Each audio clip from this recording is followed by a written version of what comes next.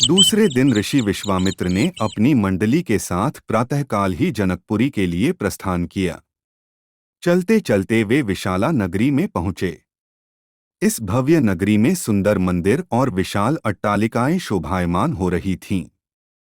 वहां की बड़ी बड़ी दुकानें अमूल्य आभूषणों को धारण किए हुए स्त्री पुरुष आदि नगर की संपन्नता का परिचय दे रहे थे। चौड़ी चौड़ी और साफ सुथरी सड़कों को देखकर ज्ञात होता था कि नगर के रखरखाव और व्यवस्था बहुत ही सुंदर और प्रशंसनीय थी। विशाला नगरी को पार करके वे सभी मिथिलापुरी पहुंचे। उन्होंने देखा कि नगर के बाहर सुरम्य प्रदेश में एक मनोहर यज्ञशाला का निर्माण किया गया था और वहां पर विभिन्न प्रांतों से आए हुए वेदपाठी ब्राह्मण मधुर ध्वनि में वेद मंत्रों का सस्वर पाठ कर रहे थे। शोभायुक्त यज्ञ मंडप अत्यंत आकर्षक था, जिसे देखकर राम ने कहा, हे गुरुदेव, इस यज्ञशाला की छटा मेरे मन को मोह रही है और विद्वान ब्राह्मणों के आनंददायक मंत्रोच्चार को सुनकर मैं पुलकित हो रहा हूँ। कृपा करके इस यज्ञ मंडप के समीप ही हम लोगों के ठहरने की व्यवस्था करें ताकि वेद मंत्रों की ध्वनि हमारे मन मानस को निरंतर पवित्र करती रहे। जब राजा जनक को सूचना मिली कि ऋषि विश्वामित्र अपनी शिष्यों तथा अन्य ऋषि मुनियों के साथ जनकपुरी में पधारे हैं, तो उनके दर्शन के लिए वे राजपुरोहित शतानंद को लेकर यज्ञशाला पहुंचे।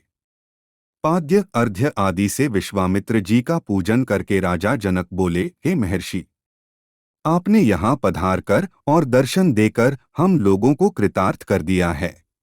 आपकी चरणधूलि से यह मिथिला नगरी पवित्र हो गई है। फिर राम और लक्ष्मण की ओर देखकर बोले, हे मुनिवर, आपके साथ ये परम तेजस्वी सिंहशावक जैसे अनुपम सौंदर्यशाली दोनों कुमार कौन हैं? इनकी वीरतापूर्ण आकृति देखकर प्रतीत होता है मानो ये किसी राजकुल के दीपक हैं।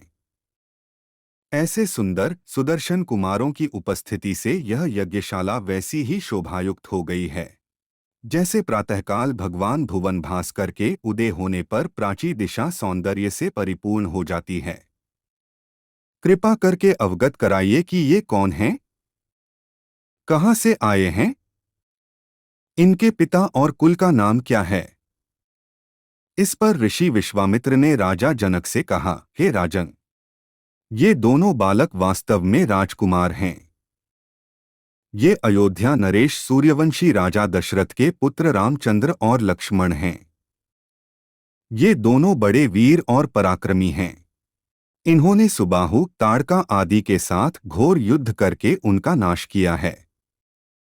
मारीच जैसे महाबली राक्षस को तो राम ने एक ही बाण से 100 योजन दूर समुद्र में फेंक दिया। अपने यज्ञ की रक्षा के लिए मैं इन्हें अयोध्यापति राजा दशरथ से मांगकर लाया था। मैंने इन्हें नाना प्रकार के अस्त्र शस्त्रों की शिक्षा प्रदान की है। इनके प्रयत्नों से मेरा यज्ञ निर्विघ्न तथा सफलतापूर्वक संपन्न हो गया। अपने सद्व्यवहार, विनम्रता एवं सौहार्द से इन्होंने आश्रम में रहने वाले समस्त आर्षि मुनियों का मन मोह लिया है। आपके इस महान धनुष यज्ञ का उत्सव दिखाने के लिए मैं इन्हें यहां लाया हूं। इस वृतांत को सुनकर राजा जनक बहुत प्रसन्न हुए और उन सबके ठहरने के लिए यथोचित व्यवस्था कर दिया। प्रातःकाल राम और लक्ष्मण ऋषि विश्वामित्र के साथ मिथिलापुरी के वन उपवन आदि देखने के लिए निकले। एक उपवन में उन्होंने एक निर्जन स्थान देखा। राम बोले, गुरुदेव, यह स्थान देखने में तो आश्रम जैसा दिखाई देता है, किंतु क्या कारण है कि यहां कोई ऋषि या मुनि दृष्टिगोचर नहीं हो रहे हैं? इस पर विश्वामित्र जी ने कहा, यह स्थान कभी महात्मा गौतम का आश्रम था। वे अपनी पत्नी अहिल्या के साथ यहां रहकर तपस्या करते थे। एक दिन गौतम ऋषि की अनुपस्थिति में इंद्र ने गौतम के वेश में आकर अहिल्या से प्रणय याचना की।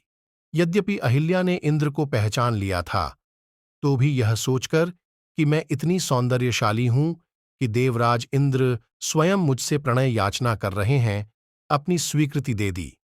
जब इंद्र अपने लोक लौट रहे थे, तभी अपने आश्रम को वापस आते हुए गौतम ऋषि की दृष्टि इंद्र पर पड़ी। उस समय इंद्र उन्हीं का वेश धारण किए हुए था। तत्काल वे सब कुछ समझ गए और उन्होंने इंद्र को शाप दे दिया। इसके बाद उन्होंने अपनी पत्नी को शाप दिया कि रे दुराचारिणी, तू हजारों वर्ष तक केवल हवा पीकर कष्ट उठाती हुई यहां राख में पड़ी रहे। जब राम इस वन में प्रवेश करेंगे तभी उनकी कृपा से तेरा उद्धार होगा। तभी तू अपना पूर्व शरीर धारण करके मेरे पास आ सकेगी। यह कहकर गौतम ऋषि इस आश्रम को छोड़कर हिमालय पर जाकर तपस्या करने चले गए। अतः हे राम, अब तुम आश्रम के अंदर जाकर अहिल्या का उद्धार करो। विश्वामित्र जी की आज्ञा पाकर वे दोनों भाई आश्रम के भीतर प्रविष्ट हुए। वहां तपस्यारत अहिल्या कहीं दिखाई नहीं दे रही थी, केवल उसका तेज संपूर्ण वातावरण में व्याप्त हो रहा था।